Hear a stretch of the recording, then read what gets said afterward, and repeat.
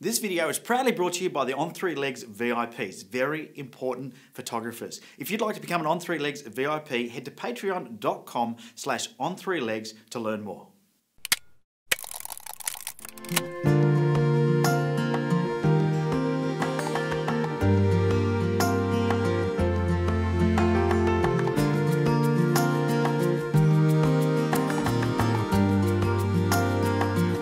Good morning.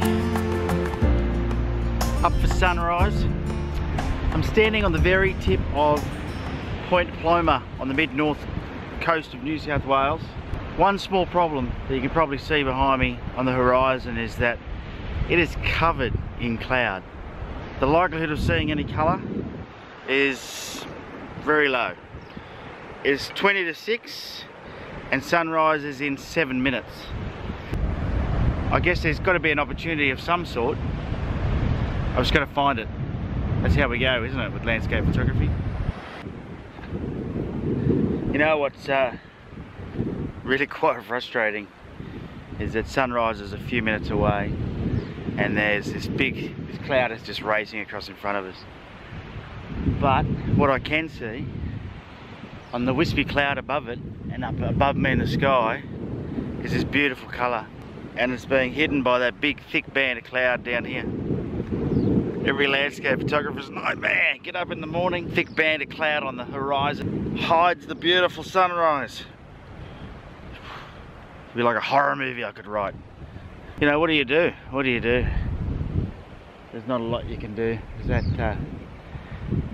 find somewhere for a long exposure and see if you can punch that one out of the park. I'm going to keep looking around and just see what I can find.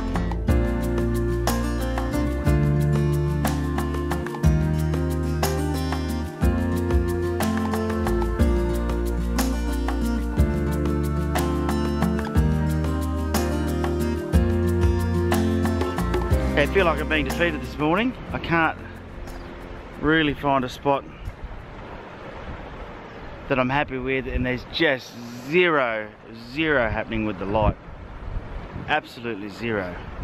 I have found, I'm down at a spot where the water rushes up this channel and the water rushes over this rocky outcrop every now and then, and I think it'll make for a great shot with a long exposure, but I'm just waiting to see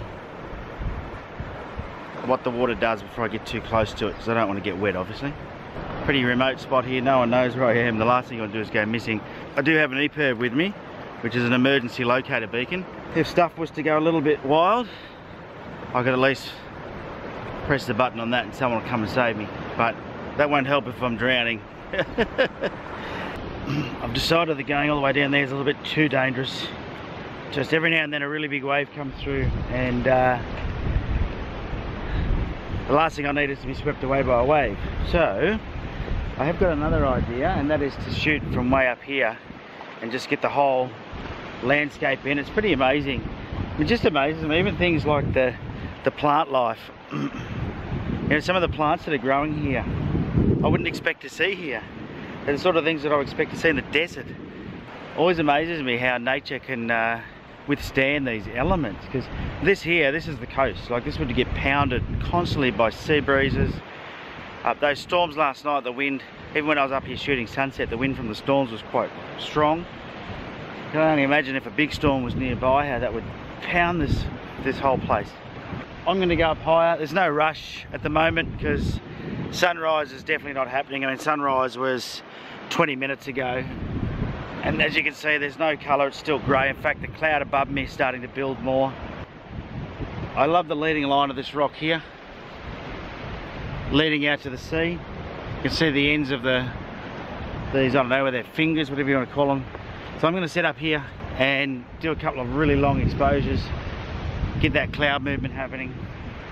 But I think it'll be a nice, moody, dramatic shot. There's sort of a path leading down in front of me, so that'll be also a leading line in my shot. So let's do it. Let's see what we can get. I've cracked out the big stopper. So what's on there now is the big stopper. So next thing now is to work out my shutter speed that I need. Got to go full manual with the big stopper. And I was at 1/5 of a second before. It is going to be about 4 minutes for an exposure. So that's what we're going to do. So we're going to full manual mode, start the timer. And the Lee app, it's called the Lee Big Stopper app.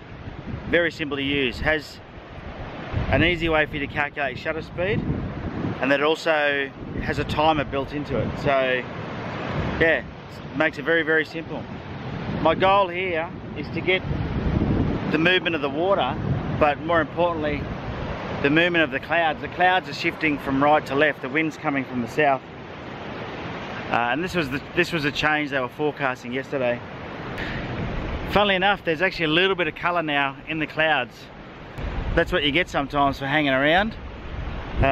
It's only 6:20 in the morning, so I've been up since 5. I got up at 5 o'clock because the sunrise at 5:48. It's one of the things I love about being right on the location. So camping out here, I mean, there's no other place really to stay. And so this has worked out perfect, because what it meant was that I was able to just get up, and it was a 600-metre walk to my location.